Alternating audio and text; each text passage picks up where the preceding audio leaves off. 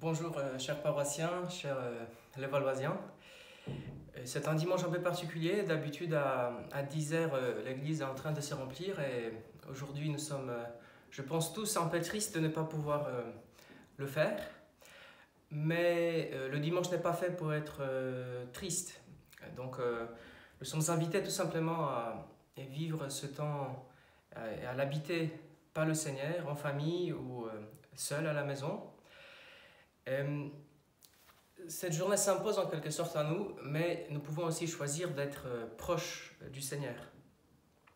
C'est pour ça que je vous invite tout simplement à prendre des textes du jour et à prier entre vous, aussi à partager sur la parole de Dieu, telle qu'elle est proposée à nous. Ce dimanche, c'est des lectures particulièrement prévues pour les catéchumènes. Et en effet, nous pensons particulièrement aux catéchumènes qui auraient dû vivre aujourd'hui leur premier scrutin.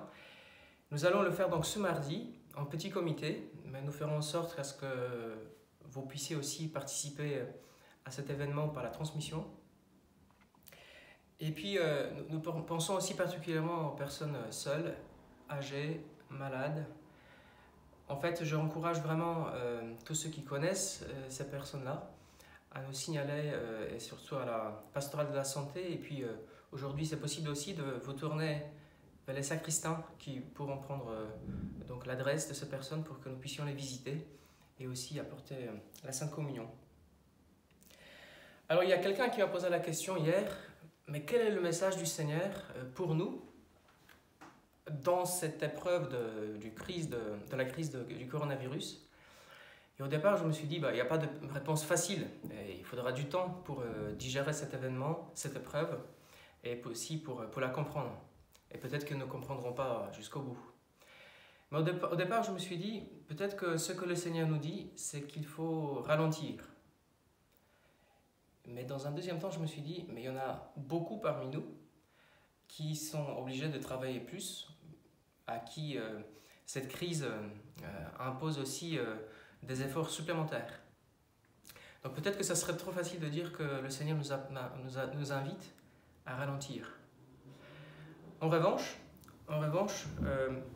peut-être que le Seigneur nous aurait dit que tout ce que nous vivons, ce que nous prenons comme allant de soi, comme la santé, les déplacements libres, les courses que nous pouvons faire à n'importe quel moment, les visites, les rassemblements, en fait, tous ces biens auxquels nous sommes vraiment habitués aujourd'hui, c'est vraiment un cadeau du Seigneur.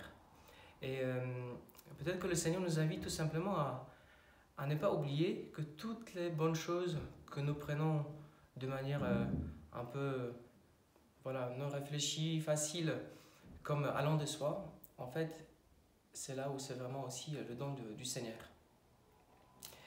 Donc que ce temps soit aussi un temps de gratitude, de réflexion, du retour au Seigneur, d'une vraie conversion à laquelle le Seigneur nous appelle particulièrement pendant ce temps de carême. Et puis pour moi personnellement, c'est très dur de ne pas pouvoir célébrer la messe à Saint-Justin. C'est pour ça que je vous invite chacun et chacune aussi à prier avec le psaume 83-84 qui dit à la fois cette nostalgie de la maison de Dieu et puis la foi. Bon dimanche à vous tous.